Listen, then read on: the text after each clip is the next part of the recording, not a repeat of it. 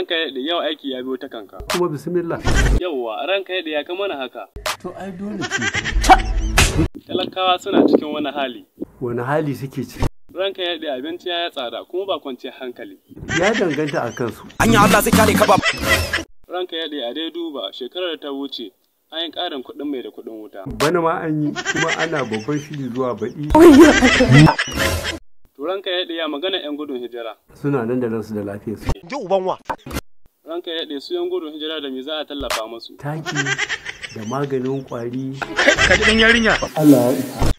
Ranka ya daɗe kuɗi ya kamata a basu. Ba za a ba da kuɗi ba. Inna lillahi wa inna ilaihi raji'un. Ranka ya daɗe a dai sake dubawa. Ba a ba da kuɗi. A dai sake dubawa. Na kuɗin suke. Ranka ya daɗe an basu ko ba da yawa ba ne. Ku ku gaya ma 'yan Najeriya ba a ba da kuɗi. Ranka ya daɗe to me yasa?